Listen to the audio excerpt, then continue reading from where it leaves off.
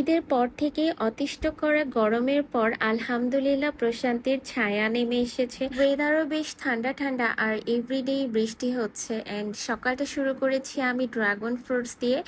আর দুপুরে দেখলাম মামনি গরু মাংস দিয়ে খিচুড়ি রান্না করেছে, সাথে ছিল ডিম ভাজি আর বেগুন ভাজি। ডিম ভাজি ছাড়া আমাদের দুজনের কাছে খিচুড়ি জমে না, সো দ্যাটস ওয়াই।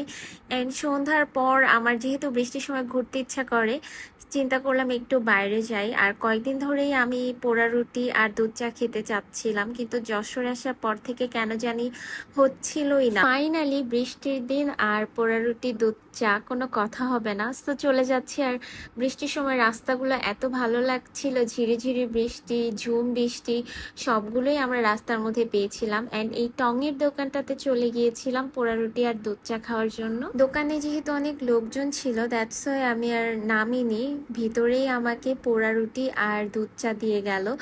আর আমি দুধ চাটার মধ্যে সর নিয়েছিলাম, যেটা আমার উচিত হয়নি। সর আমি আগেও একবার নিয়েছিলাম, খেতে পারিনি। কেন জানি মনে হচ্ছিল যে না, আজকে আরেকটু ট্রাই করে দেখি, বাট সিরিয়াসলি একদম ভালো লাগে নাই।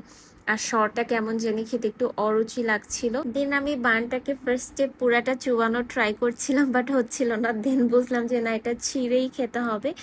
দেন ছিঁড়ে আমি এই যে এবার দেখবেন যে সরটা না, এটা দেখে আমার কেন জানি আর খেতে ইচ্ছা করতেছিল না, বাট আমার কয়েকদিন ধরে এত ক্রেভিং হচ্ছিল। যাই হোক, সর পরে আমি ফেলে দিয়েছি, দিয়ে আমি জাস্ট চুবিয়ে চুবিয়ে পোড়া রুটিটা খাচ্ছিলাম। খারাপ ছিল না, আবার খুব ভালোও ছিল না, মানে যেভাবে আমার ক্রেভিং এর লেভেল ছিল ওই হিসেবে কিছুই না। পোড়া রুটি আর চা খাওয়া হয়ে গেলে আমরা একটু ক্যান্টনমেন্ট হয়ে এয়ারপোর্টের রাস্তায় যাচ্ছিলাম। বৃষ্টি হলে কেন জানি এই রাস্তাটা আমার অনেক ভালো লাগে। ব্যাক করার সময় একটা রেস্টুরেন্ট দেখতে পেলাম, বাট ওখানে আমাদের মেনু পছন্দ হয় নাই।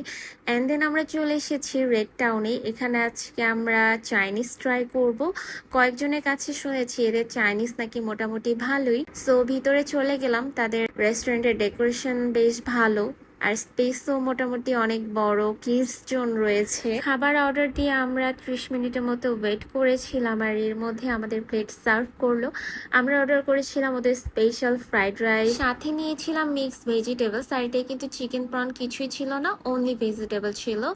আর নিয়েছিলাম একটা বড় রাজাহাঁস, আই মিন ফ্লেমিং চিকেন, আর ছিল থাই ফ্রাইড চিকেন। আমাদের থাই ফ্রাইড চিকেন আর ফ্লেমিং চিকেনটা আসতে কিন্তু একটু লেট হয়েছে, সো এর মধ্যেই আমরা স্পেশাল ফ্রাইড রাইস আর সাথে মিক্সড ভেজিটেবলসটা ট্রাই করছিলাম। ফাইনালি রাজাহাঁসটা চলে আসলো, আই মিন ফ্লেমিং চিকেন আর থাই ফ্রাইড চিকেন। এটা সোনালী মুরগি দিয়ে করা হয়েছে। আমি জাস্ট একটা লেগ পিস নিয়েছি, আর থাই ফ্রাইড চিকেন তো একটাও খেতে পারিনি, পুরাটা পার্সেল নিয়ে চলে এসেছি। আজকে ভিডিওটা এখানেই শেষ করছি, দেখা হবে অন্য ভিডিওতে। টাটা।